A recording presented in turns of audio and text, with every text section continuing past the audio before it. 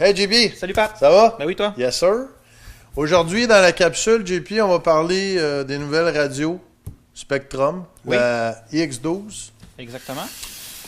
X12, gros avantage chez Spectrum, c'est nouveau, c'est un écran couleur textile. Oui, en 4 pouces. 4 pouces, c'est comme un téléphone Android dans le fond. Oui, avec des nouvelles connectivités. Donc, on parle de Wi-Fi et Bluetooth. Donc, côté Wi-Fi, ça fonctionne comme un Android avec Google Play. On peut installer des applications. Les mises à jour aussi, c'est vraiment intéressant pour ça. Les mises à jour sont automatiques maintenant lorsqu'on allume le transmetteur. OK. On n'a plus à se soucier si on est sur la dernière version. Ça comme va auparavant. regarder automatiquement. Exactement. Côté Bluetooth, l'avantage qu'on va avoir, c'est si on veut transférer des modèles entre transmetteurs Bluetooth, on va pouvoir les partager assez rapidement.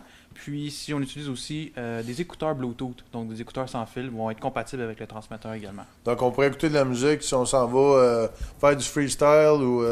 Oui, exactement. on peut linker des écouteurs. Ça, c'est la version qui vient avec le receveur. Oui, il y a une version aussi sans receveur. OK. Ça vient avec un receveur 9 canals, télémétrie, bien sûr. Oui. Chargeur. Pour la batterie lithium-ion. C'est une lithium-ion. Oui. Donc, une bonne autonomie. La ganse pour attacher au cou, comme d'habitude. Puis, un manuel d'instruction assez épais. Oui, puis des collants. Décollant, comme Spectrum font depuis plusieurs années.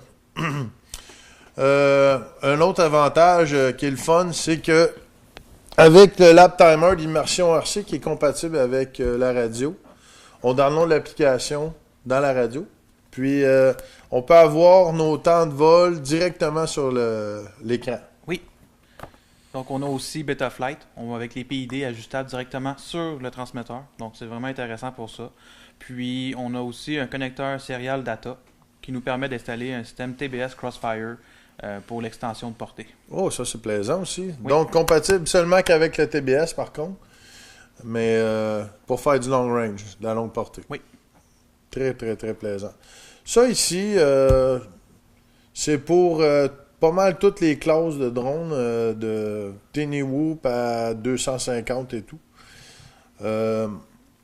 Ça va chercher les fréquences dans le fond du VTX pour calculer les Oui, temps. il va détecter là, la plage, c'est quoi, puis il va savoir qui course.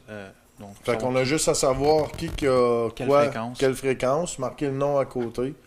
Puis on a tous les temps. On peut downloader l'application sur un téléphone aussi, ou soit iOS ou Android. Oui. Mais avec la radio, on l'a directement dans les mains. Oui, exactement. Je sais que ça, c'est la radio pour les airs. Oui. Donc, on a également Surface, donc la DX6R, qui est intégrée aussi avec un écran Android. Un peu le même principe avec le Wi-Fi et le Bluetooth. Donc, très plaisant. On a aussi Google Play dessus. Écran couleur. Oui, toujours Ça vient avec un receveur aussi. Donc, ça serait un petit peu la version là, pour les véhicules de route. Surface, oui. Surface, comme on dit. Donc, c'est deux nouveaux produits de chez Spectrum. On fait un tour rapide. On n'a pas eu le temps encore de jouer avec. Là, ça a rentré cette semaine. Mais éventuellement, dans une prochaine capsule, on va rentrer un petit peu plus en détail là, dans les nouvelles fonctionnalités. Fait que rien à rajouter sur ça, mon JP? Non, à part de dire que c'est vraiment un très grand progrès puis un grand pas en avant pour Spectrum d'avoir intégré l'Android maintenant à leur transmetteur. Ouais. Je pense que Spectrum essaye de faire un petit peu rival à GR. Mais qui a malheureusement fermé. Oui, malheureusement. Mais aussi Taranis. Je sais que Taranis ne font pas d'écran couleur encore comme ça. Non. Mais ils essayent de reprendre un petit peu là, le lead côté radio. Sur les nouveautés. Sur les nouveautés, oui. Merci, mon JP. Un grand plaisir. On se voit à une prochaine capsule. Yes.